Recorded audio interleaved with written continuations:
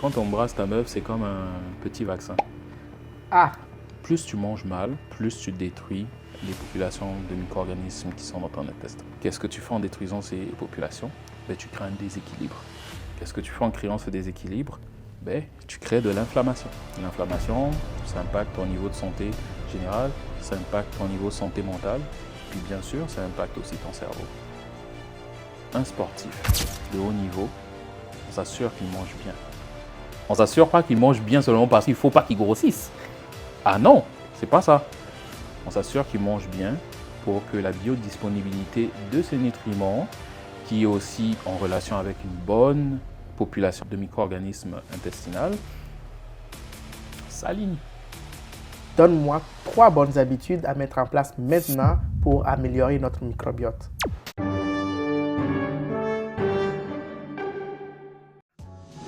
Bienvenue dans le réseau. Bon retour dans le réseau. Aujourd'hui, spécialement, on va parler d'un sujet très intéressant qui concerne Microbiologie, santé naturelle et ton alimentation. C'est pour ça que vous voyez ici présent Freddy qui a mis dans veste. Merci, c'est le réseau qui demande. Donc, C'est le partage. c'est la connaissance. C'est vraiment l'échange qu'il demande. Donc, il fallait que je me mette bien pour parler d'un sujet dans lequel je baigne. Écoutez, ça va parler de microbes. Donc, si vous êtes dédaigneux puis que vous avez peur des microbes, c'est une vidéo pour vous. Pour ça, je vous demande de vous asseoir avec du popcorn ou des chips, comme on avait fait dernièrement. Puis écoutez-nous, partagez, likez, mais surtout, venez nous suivre parce que c'est palpitant les microbes. C'est palpitant. Ah ben, merci et bon visionnage. Bon visionnage, puis je vous attends dans les commentaires. Super. Donc, Freddy, est-ce que tu peux nous donner une sorte de présentation vite fait de ta personne? Oui, ils me connaissent déjà un peu. Je parle beaucoup sur les réseaux, mais je fais beaucoup de choses aussi. Donc, la dernière fois, je me suis présenté, j'étais microbiologiste de formation, chanteur, entrepreneur. Aujourd'hui, on est dans la peau du microbiologiste. Donc, aujourd'hui, on va parler un peu plus de microbiote, d'alimentation saine et de santé holistique, qui est simplement santé naturelle. C'est ça. Intéressant comme sujet. Ouais. Intéressant. Donc, vu que tu as énoncé le sujet, je te demanderais, si je te dis micro-organisme, qu'est-ce que ça t'évoque de manière spontanée? Micro-organismes, simplement, on va commencer par la définition. C'est des organismes vivants, ou bien des organismes, c'est des bactéries, c'est des virus, qui sont invisibles à l'œil nu. Voilà pourquoi on dit micro-organismes. Donc pour moi, c'est comme communément les gens les appellent les microbes. Tu vois, c'est ça un micro-organisme, un microbe. Mais si tu veux rentrer dans le détail, c'est une bactérie, un virus, une moisissure ou un champignon qu'on ne peut pas voir à l'œil nu. Et c'est des acteurs pour notre santé. Donc quand je dis acteurs, on entend là qu'ils jouent un rôle dans notre santé, mais tu sais, il y a des acteurs, il y a des bons et des mauvais. Exact. Voilà. Donc pour moi, un micro-organisme, c'est un acteur qui est important pour ma santé, pour la santé de mes organes, pour la santé, ma santé mentale. Oui, Freddy, c'est intéressant tout ce que tu nous dis, ok? Et pour les précédents épisodes, on a déjà eu à en parler Oui. et tu nous as expliqué que tu as un background dans le domaine de l'industrie pharmaceutique. Oui. Mais c'est là, vrai. aujourd'hui, tu nous parles de santé naturelle, c'est bien ça? Oui, bien sûr. C'est vrai que je travaille dans le domaine de pharmaceutique. Je travaille pour une compagnie qui produit des vaccins.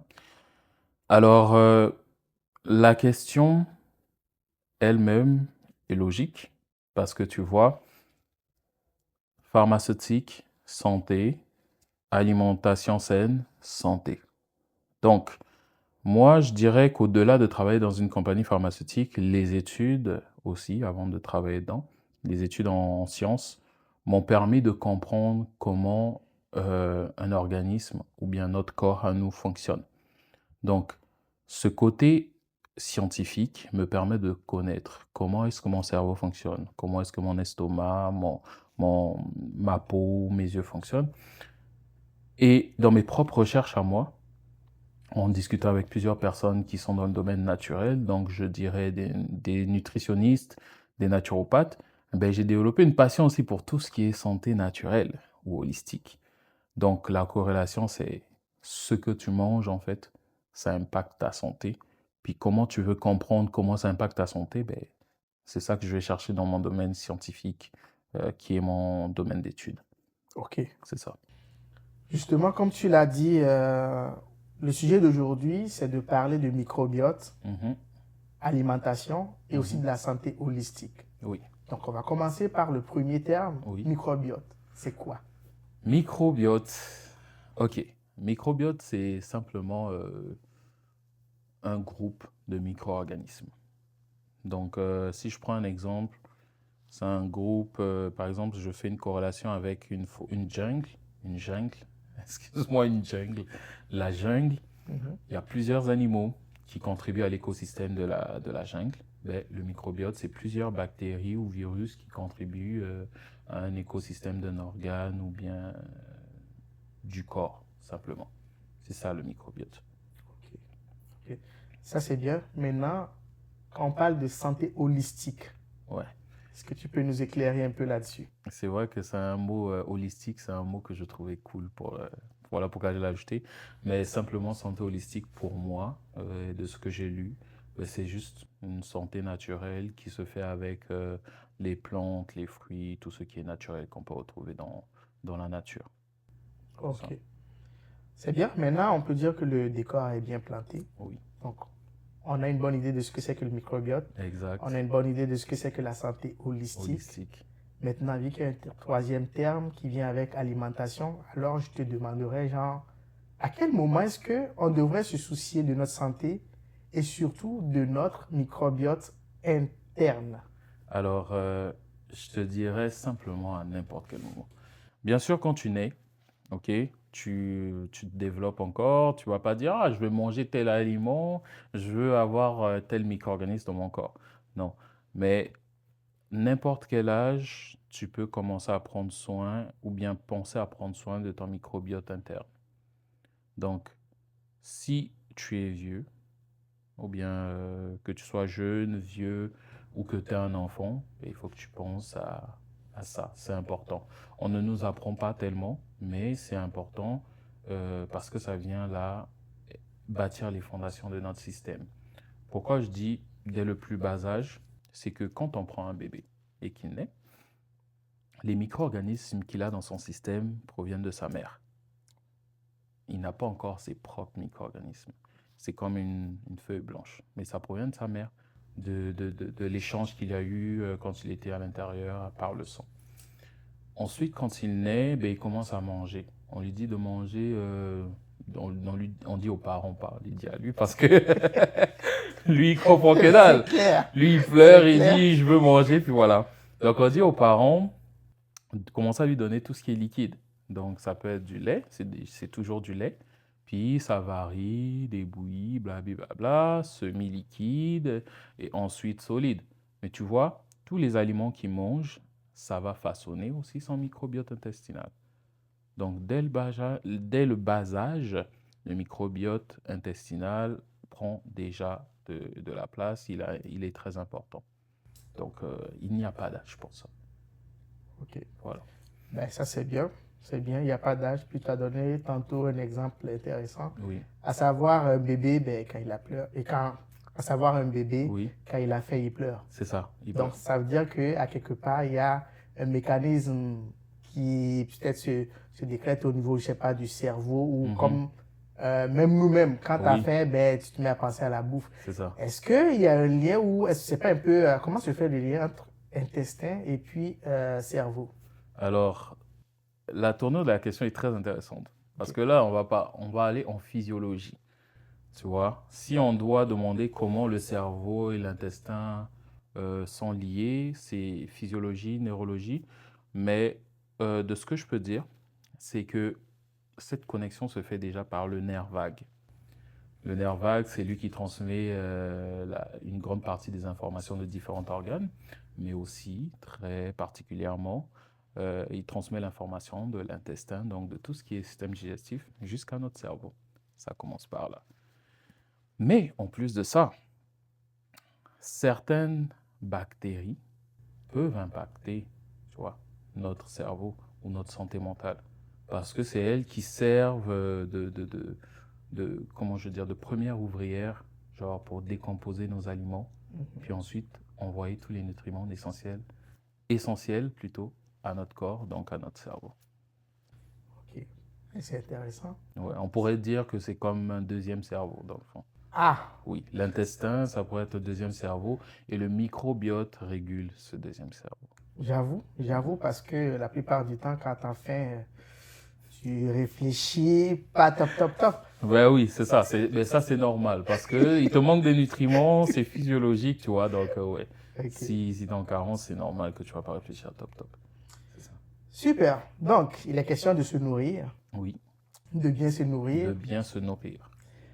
alors qu'on sait tous que toutes les malbouffes sont tellement bonnes. Tu Cette parles à phrase, qui? elle n'est pas la plus parfaite, mais la malbouffe, la Ouais, plupart du temps, ouais. ça a comme bon goût et c'est ça qui intéresse le plus de monde. Donc, Écoute, aujourd'hui, est-ce que tu peux nous expliquer un peu l'impact que la malbouffe peut avoir sur notre flore intestinale? intéressant, intéressant. Ça, c'est un autre terme que tu viens de sortir. Mais c'est bon. On va dire notre flore microbiologique intestinale. OK? On reste encore dans le sujet. Ben, là, on va couvrir les 3 points qui sont dans le titre, microbiologie, santé et alimentation. Comment la malbouffe, qui est une vraie tentation, régule tout ça? Je te dirais, plus tu manges mal, plus tu détruis les populations de micro-organismes qui sont dans ton intestin. Qu'est-ce que tu fais en détruisant ces populations? Ben, tu crées un déséquilibre. Qu'est-ce que tu fais en créant ce déséquilibre? Ben, tu crées de l'inflammation. L'inflammation, ça impacte tout. Ça impacte ton niveau de santé générale, ça impacte ton niveau de santé mentale, puis bien sûr, ça impacte aussi ton cerveau. Comment tu penses? On va prendre un exemple. Euh, moi, on va prendre moi comme exemple. Vas-y. Quand j'étais étudiant et que je venais d'arriver, j'ai essayé de cuisiner comme nos mamans, c'est légumes toujours à côté, bons glucides parce qu'on mangeait du tapioca, non, on mangeait du manioc, ça c'était bien pour avoir des fibres. On mangeait des légumes frais, c'était bien aussi pour avoir des fibres, mais surtout des antioxydants. Puis on mangeait aussi du poisson et de la viande fraîche, pas trop grasse. Mais arrivé ici en tant qu'étudiant, je commençais à manger de la malbouffe, pizza. Tu es en période de stress d'examen, tu n'as pas le temps de penser à la cuisine. Burger, pizza, commande. Puis tu as Uber Eats et DoorDash qui sont venus s'ajouter à la liste pour nous faciliter tout ça. Qu'est-ce que ça crée simplement? Carence. Des carences. Tu n'as pas beaucoup de fibres, donc du coup, tu digères déjà mal. Constipation. Pas de fibres, tu ne nourris pas tes bactéries. Donc, en gros, la malbouffe, ça vient comme détruire l'équilibre qu'il y a dans ton microbiote intestinal, qui est ta flore intestinale. Et si cette flore est détruite, ben, tu ne vas pas déjà aller chercher les bons aliments, parce que toute la malbouffe n'a pas des bons aliments. Puis en plus de ça, tu risques, comme j'ai dit, de l'inflammation chronique qui va s'installer, puis ensuite des débalancements hormonaux. Pourquoi des débalancements hormonaux? Ben, parce que déjà on sait que 90% de d'une hormone qui est la sérotonine, qui est l'hormone du bonheur, est créée dans l'intestin. Tu vois. Donc, qu'est-ce qui fait que cette sérotonine est produite dans l'intestin? Ben, c'est la bonne bouffe, puis ensuite, les micro-organismes qui sont dedans, ils doivent être en équilibre. C'est ça qui te permet d'avoir des bons taux hormonaux. Parce que la sérotonine, là, ce qu'elle va faire, c'est qu'elle va aider à ton corps de réguler le sommeil, de réguler l'humeur. Dieu sait que quand tu es grincheux, tu ne fais pas les bonnes choses. Puis ta santé en général. C'est ça.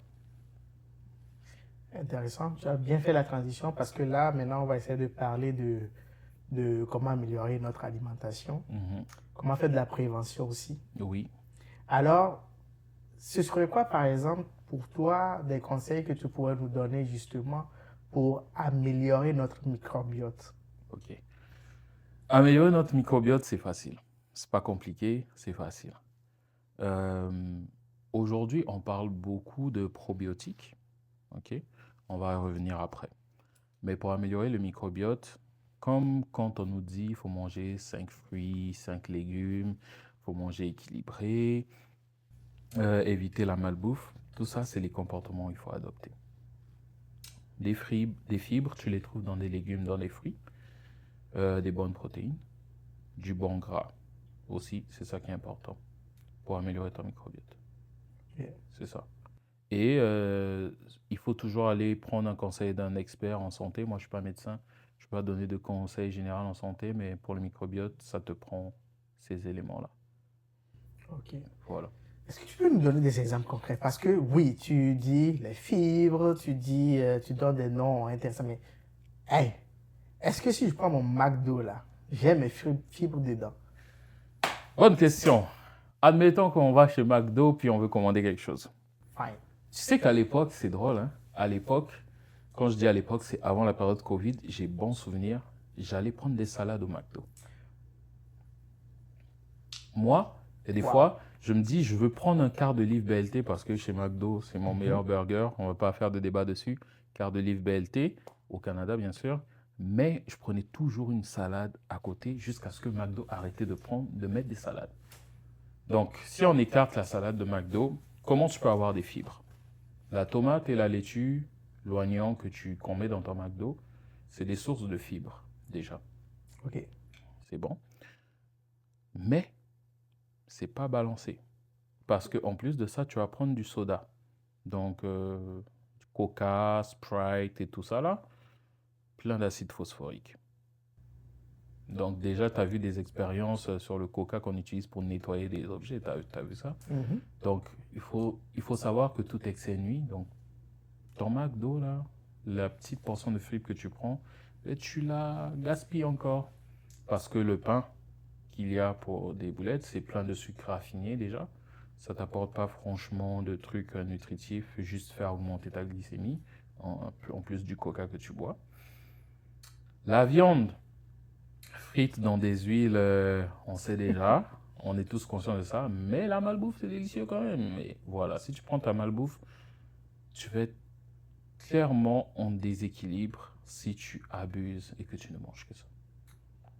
Maintenant, tu veux savoir comment faire pour avoir ces fibres? C'est ça, Yeah. c'est ça. Ben, tu manges une pomme, tu manges une carotte, tu manges des brocolis, des asperges, des poivrons, des fruits charnus, papaye, que ce soit pastèque, que ce soit des légumes comme, non pas des légumes, des racines, Ok. comme du manioc ou bien de la patate douce. Là, tu peux avoir des fibres. Ok. Ouais, c'est Exact. intéressant. Ouais. Du coup, ça prend un genre d'équilibre en quelque sorte. Oui. C'est ça. Oui, oui, Donc, tu peux manger ton McDo, mais il faut savoir sélectionner oui, les aliments que tu choisis. c'est ça. Il faut rajouter souvent les légumes, les Exact. fruits et légumes. Il Oui, faut que ça débalance bien en quelque c'est sorte. ça. Moi, je ne suis pas un expert de l'alimentation. Je suis pas un expert de l'alimentation, mais je m'y intéresse maintenant parce Ok. que je veux prendre soin de moi. Quand je me vois, je me dis, ah, bro, tu peux faire mieux. Ah, Tu vois pourquoi je m'y intéresse et pourquoi j'aimerais aussi en parler. c'est Donc, bien. tout ce que je viens de dire, c'est des choses que je veux appliquer. C'est parfait. Ouais. Et on risque de te prendre au mot. Hein. Écoutez, on va voir, 2026 va nous montrer plein de choses et je compte vraiment sur toutes les heures que j'ai mis à rechercher ce genre de choses pour que, voilà, qu'il y ait du résultat. Il ne faut pas juste parler pour parler. Exact. C'est intéressant, c'est intéressant. Puis 2026, c'est juste à côté. Et heureusement que tout ceci est enregistré. Ah, tu connais Ok. la VAR. Je m'y engage. La VAR. Wow. Ok. On va mettre le replay. C'est ça. Je m'y engage. Je m'y engage. C'est bon. D'accord. noté, Ben, c'est noté. bon. C'est parfait. Super, c'est intéressant. C'est intéressant. Donc, là, par exemple, plus tu en parles, plus il y a certaines notions qui me viennent et je me dis, il y a certains points à clarifier, surtout pour moi là. Mhm. On parle de microbes, on parle de bactéries, puis on parle de virus. C'est quoi la nuance qui existe entre les trois, ou bien est-ce que ça veut dire la même chose? Ben, microbe, hein, ça veut dire bactéries et virus. Ah, C'est ok. ça. Ben, tu vois. Les microbes, c'est un terme dans le jargon familier qu'on a utilisé pour parler des micro-organismes. Et les Ok. micro-organismes englobent les bactéries et les virus. Ok, C'est ça. intéressant. Et souvent, quand on parle de microbes, de virus, de bactéries, ben, ça a souvent de mauvaises connotations. Oui. Du coup, est-ce que il n'y a que de mauvais microbes, il n'y a que de mauvaises bactéries ou de mauvais virus? Intéressant. Non, non, non, pas du tout. Ils ne sont pas tous mauvais. C'est pourquoi je dis au début, c'est des acteurs de notre santé. Quand les organismes ont été créés, il y a une notion d'équilibre. C'est comme dans la nature. On prend la jungle, on revient sur la jungle. Tu as des herbivores, tu as des carnivores. Tu as des herbivores qui sont bons, tu as des carnivores qui sont bons, parce qu'ils permettent de garder l'équilibre de la chaîne alimentaire. Puis tu as des carnivores qui mangent un peu plus que ce qu'il faut. Et tu as des herbivores aussi qui mangent un peu plus que ce qu'il faut. Donc ça crée un déséquilibre. Ok. Tu vois. Donc ces deux exemples-là, c'est pour dire simplement qu'il y a des bons micro-organismes et des bons et des mauvais micro-organismes, mais qu'il faut toujours un équilibre. Tu vois. Et on veut que cet équilibre pour notre santé soit qu'il y ait plus de bons que de mauvais. Donc non, ces acteurs jouent des rôles de régulation dans notre corps, puis plus il y a de bons micro-organismes dans notre intestin, mais mieux ta santé va aller. Après, ça dépend de ta condition physique, ça dépend des maladies que tu as. Il y a pas, le microbiote ne résout pas tous les problèmes de santé. Mais ça permet d'apporter une base solide pour que ta santé soit optimale. Ok. Ok.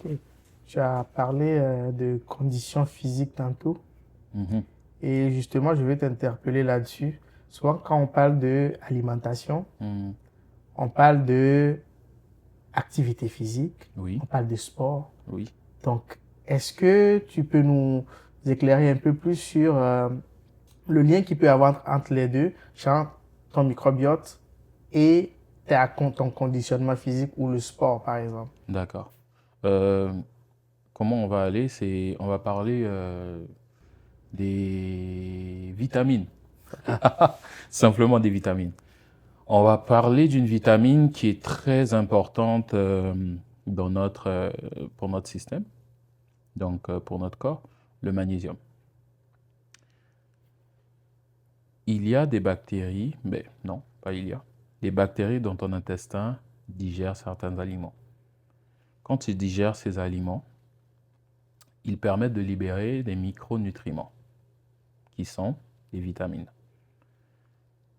Un sportif de haut niveau, on s'assure qu'il mange bien.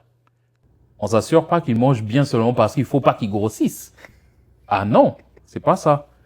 Pas juste ça, non, il faut qu'il mange bien pour pas qu'il grossisse, pour trop éviter le gras, non. On s'assure qu'il mange bien pour que la biodisponibilité de ces nutriments, qui est aussi en relation avec une bonne population de micro-organismes intestinaux, s'aligne. Donc en gros, tu as un bon microbiote intestinal, tu as une bonne alimentation, tu as une meilleure biodisponibilité de nutriments, ça veut dire les nutriments, les vitamines disponibles dans ton sang et tout, et tu peux avoir de meilleures performances. C'est ça le lien. Parfait. Ça avance bien. Est-ce que tu es prêt pour la suite? Toujours. On Toujours. parle de microbiologie. Ah. En plus, c'est dommage que je ne puisse pas pouvoir en montrer certains. Si j'avais un microscope ou un laboratoire chez moi, ce serait parfait. Exact.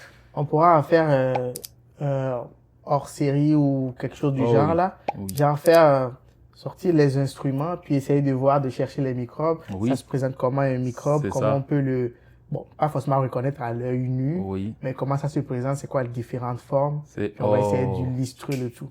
magnifique. Ça pourrait être un très beau partage parce qu'en plus, il y a plein d'anecdotes qu'on a eues à l'université. Justement, certains de mes collègues d'université s'en rappelleront qu'on a fait de l'échantillonnage de cellulaire, Ah, de poignées de porte. Mais oui, on pourra le mettre dans la prochaine vidéo.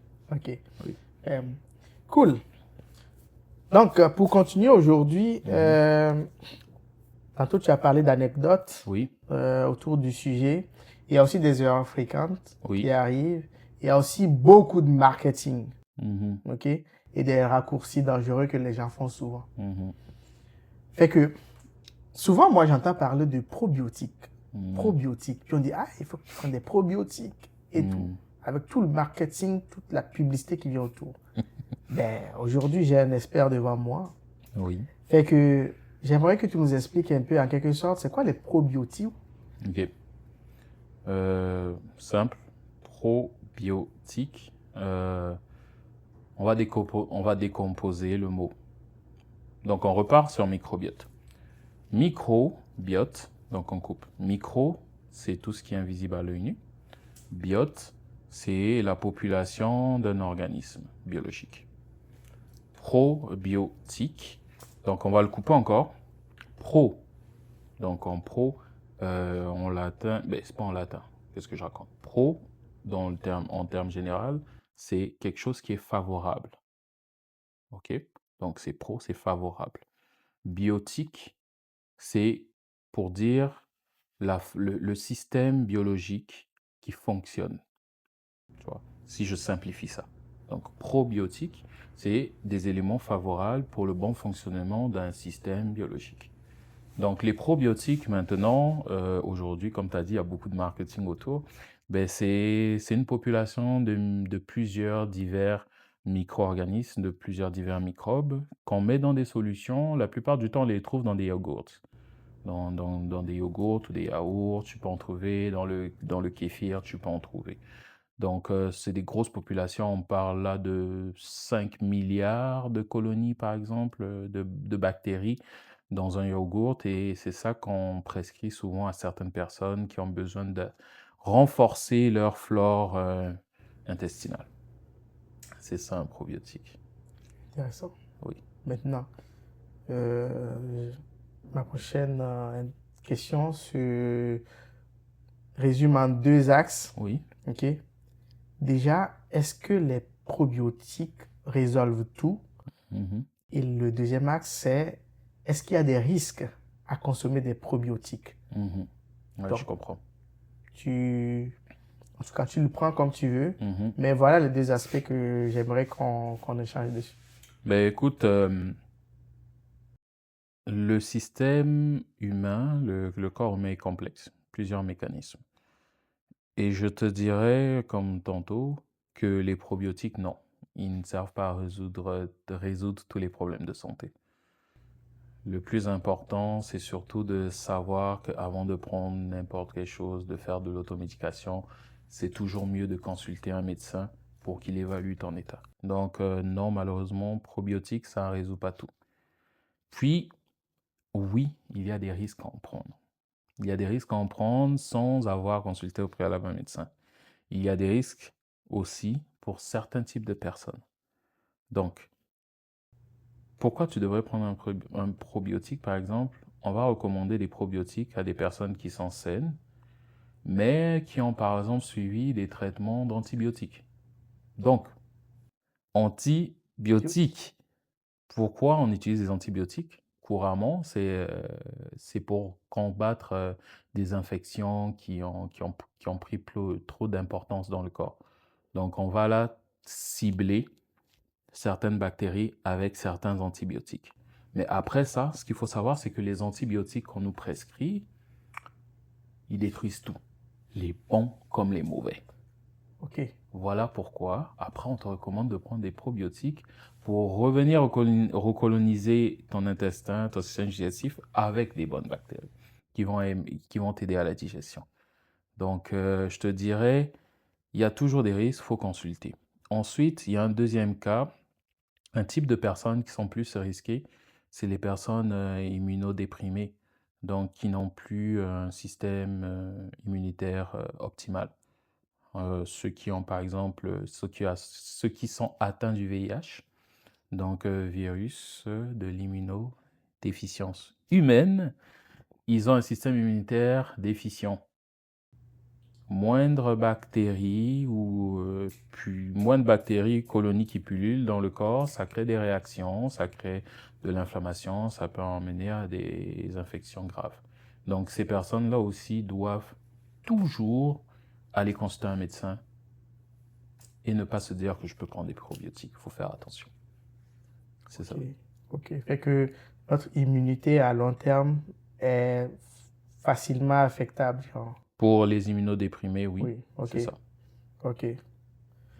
Parfait. Donc, c'est intéressant. Et là, quand tu développais, j'ai une idée aussi dans le sens où souvent, il y a l'alimentation, il y a notre microbiote, puis il y a aussi la santé mentale. Oui. Oh oui. Voilà. Du coup, on en a parlé tantôt, hein, mais quand tu as faim, ben, tu réfléchis pas bien comme il faut. Et ça peut amener une sorte d'humeur et tout ça. Fait que, est-ce que tu peux nous situer sur le lien qu'il peut y avoir entre la santé mentale et ton microbiote? Ben oui. Le fait que quand tu n'as pas assez mangé, que tu te sens pas bien et tout, ça c'est plus physiologique. C'est normal. Voiture sans carburant, ça roule pas. Tu comprends?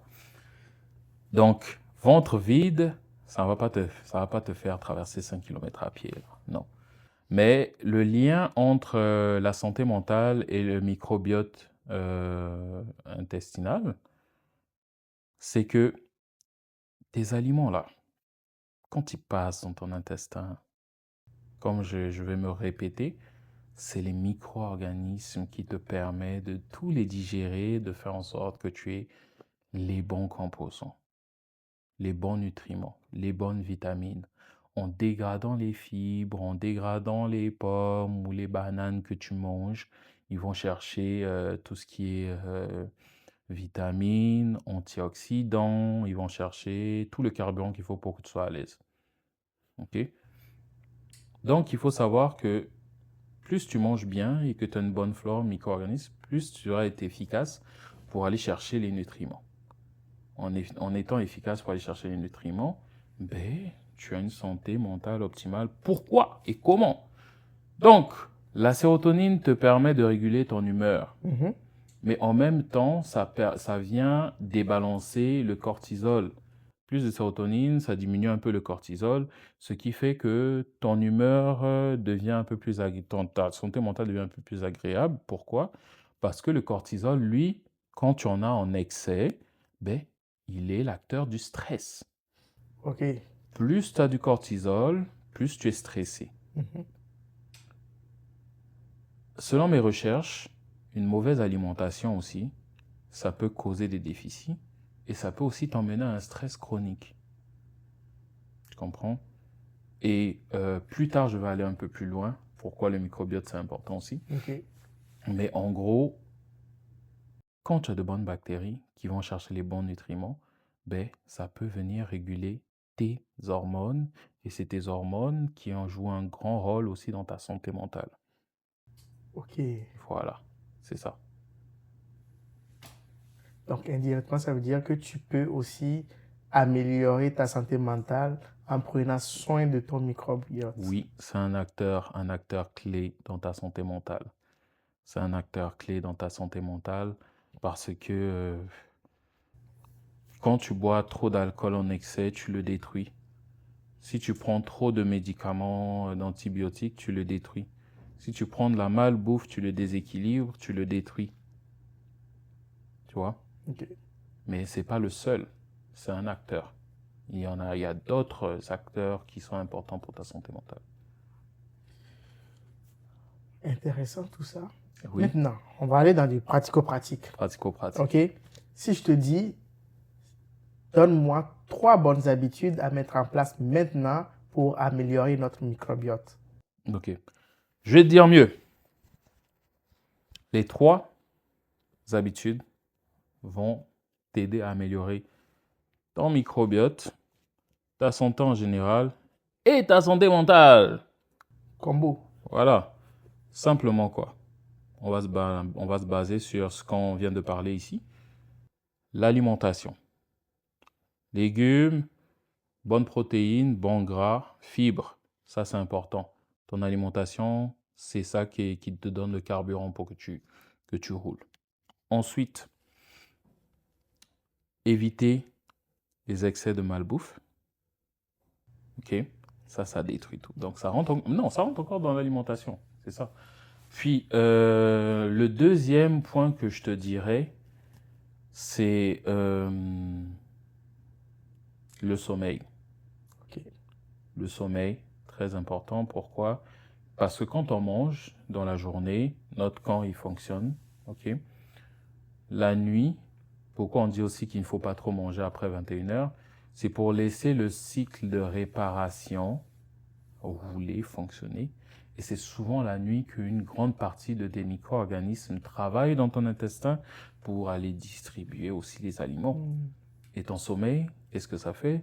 Ça te permet de te reposer, mais ça vient aussi réguler ta santé mentale. Moins tu dors, plus tu es sur les nerfs. Tu vois un peu? Tendu. Tu es tendu. Donc le sommeil, c'est important. L'alimentation, c'est important. Et aussi, qu'est-ce que j'allais dire? Ça va être un peu drôle, mais moi je pense que sociabiliser aussi, c'est très important. Ça rentre parmi les 3 conseils aussi. Pourquoi? Ben, parce que quand tu socialises, tu es heureux, tu sécrètes la sérotonine, qui est l'hormone du bonheur. Oui, oui. Là, si on va sur ce point, OK. oui, tu as la sérotonine qui est l'hormone du bonheur, mais quand tu socialises, tu as l'ocytocine qui est l'hormone des liens qui te met bien. Exact. Et aussi, j'ai lu un article la semaine dernière, mais ça, j'en savais un peu. Quand tu as un partenaire Oui. et que tu l'embrasses très souvent, OK. ça aide à booster non seulement ta flore microbiologique, mais aussi ton système immunitaire. Ah, Embrassez vos go. intéressant. Embrassez vos mecs. Mais vos mecs, hein, vos go, pas n'importe qui. Parce que le revers de la médaille, ça serait aussi que tu embrasses n'importe qui puis que tu chopes un vilain micro-organisme. OK. Donc, c'est ça.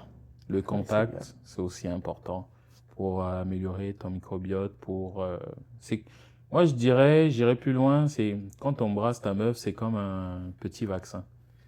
Ah, Parce que vous échangez, Sally, vous échangez les bactéries, là. ah, Puis ton corps, il dit, mais lui, là, il m'a embrassé hier, mais il n'avait pas cette bactérie. Ah, je vais le mettre dans mon registre. OK.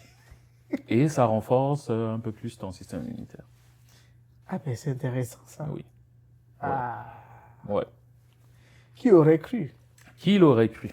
Qu'il y aurait un lien entre Mais oui, améliorer sa flore intestinale et tout ça le avec contact. le Oui, contact c'est ça. avec son ou sa partenaire. Oui, très important.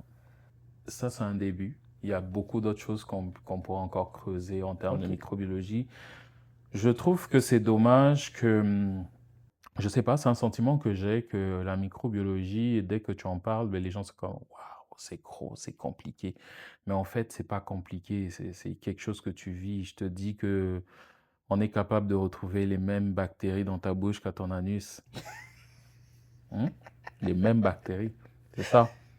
Si je veux être encore un peu plus insolite, Aïe. ben quand t'embrasses ta meuf, écoute, ça se peut qu'elle ait des bactéries de ses parties intimes qu'elle a dans sa bouche. Ouais. Tu comprends? On retrouve beaucoup de choses, puis les bactéries, ça influence pas seulement notre alimentation interne, ça, non seulement notre santé interne, ça influence aussi notre santé externe. Ça peut être responsable d'odeur. Ça peut Ok. être responsable de certaines dermatoses, de beaucoup de choses. Mais aussi, ça peut être très utile pour faire de la cuisine. Et tu vois, quand je parle de cuisine, ben, les levures, Les les levures, micro-organismes.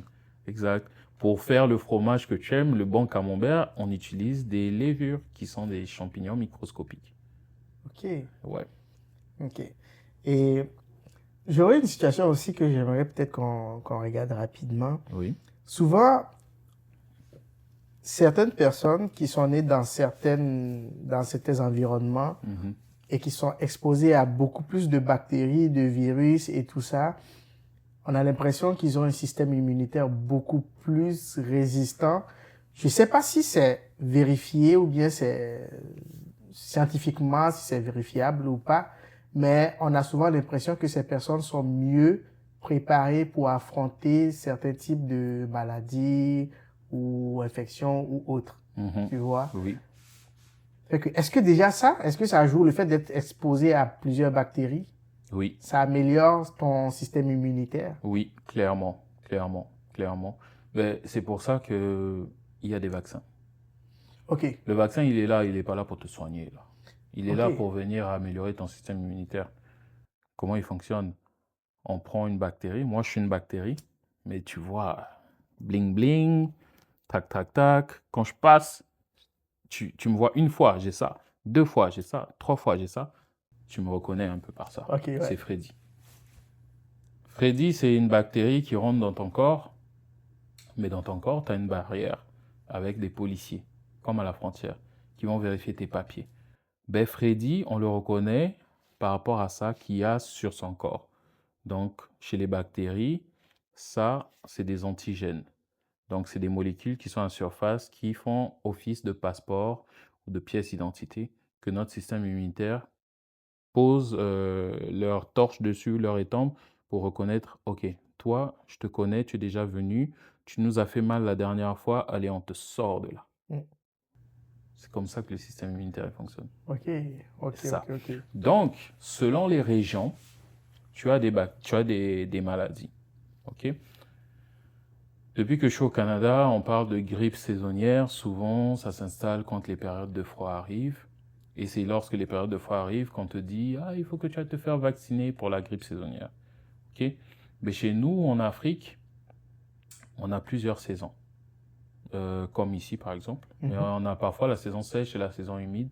Puis c'est souvent lors de la saison sèche qu'on te dit, ah, il faut que tu te vaccines parce que c'est là que tu pognes la grippe, tu vois.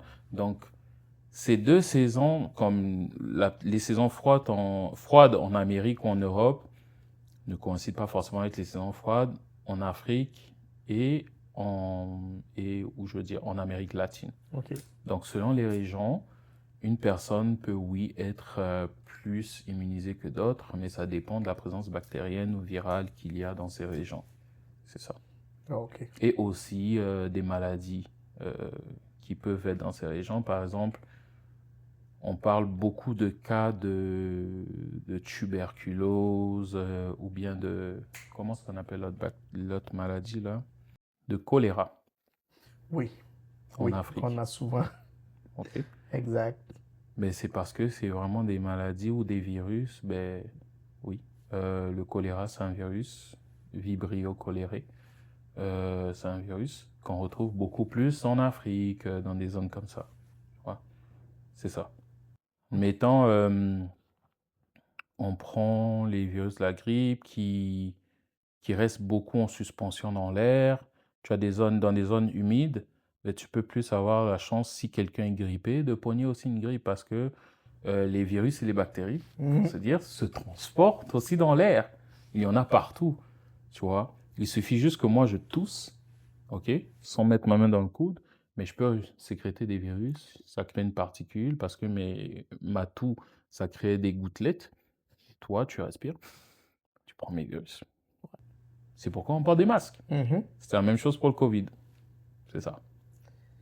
C'est bien. Ouais.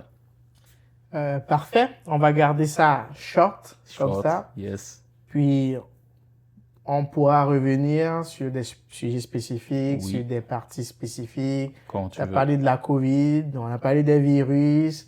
On pourra aussi voir c'est quoi la différence entre vaccin, sérum, comment ça s'applique, comment ça fonctionne, c'est quoi les compositions, Des compositions. c'est quoi les manières naturelles de prévention. Oui.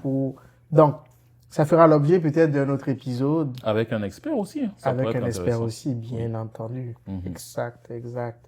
Donc, pour finir aujourd'hui, est-ce que tu as un message de fin ou bien un petit résumé que tu pourrais partager avec nos auditeurs? Alors, déjà, bien s'alimenter. On m'a mis au défi, on m'a dit que la VAR est là, donc la VAR va m'observer. C'est un gros défi que je vais peut-être relever, changer mon alimentation et on va voir qu'est-ce que ça aura comme bénéfice sur moi. Alimentez-vous bien, euh, dormez bien, socialisez beaucoup. Puis qu'est-ce que je dirais d'autre? Faites des recherches, faites des recherches. Faites des recherches sur ce que vous mettez dans votre bouche. Faites des recherches sur comment fonctionne votre corps, c'est important. Puis au final, on a des médecins, des chercheurs, des docteurs, mais la responsabilité pour se tenir en forme nous incombe totalement. Pour ce qui est de la santé mentale, n'hésitez pas d'en parler. Souvent, c'est très lourd là de se dire je vais faire un lien entre ce que je mange, comment je dors, mais prenez le temps de vous observer déjà. Quand vous souffrez ou que vous vous renfermez ou bien que vous pensez que votre santé mentale est à risque, prenez le temps d'observer c'est quoi les habitudes que vous avez. Ça, c'est très important parce que les gens peuvent le remarquer, mais ça peut aussi vite les échapper parce qu'eux aussi, ils ont d'autres problèmes. Mais en termes de santé mentale, on ne garde rien pour soi. On s'exprime, hein, on s'exprime peu importe comment ça peut sortir. On s'en sert, j'allais dire, on s'encercle. On s'entoure de personnes de confiance et on oublie le jugement du monde. C'est Parfait. ça. Intéressant. Merci d'avoir suivi l'épisode jusqu'ici. On espère que vous avez appris beaucoup de choses. En tout cas, moi, personnellement, j'en suis ressorti enrichi. Tu as éclairé ma lanterne sur un certain point et tout. Puis, j'espère que vous aussi, vous avez bénéficié de beaucoup des connaissances qu'il a eu à nous partager aujourd'hui. Et on a dit, ce n'est qu'une partie remise parce qu'on a d'autres sujets sur lesquels on peut revenir prochainement et tout ça. Donc, je vous remercie de nous supporter, de repartager, puis surtout de prendre soin de vous. Ok, on se retrouve dans les commentaires. Dites-moi c'est quoi les aliments que vous aimez et est-ce que vous connaissez c'est quoi les micro-organismes qui jouent un rôle important dans notre santé. Est-ce que vous en avez déjà entendu parler ou pas? On veut tout savoir et on veut tout vous partager. Merci. Et au prochain épisode. Ciao.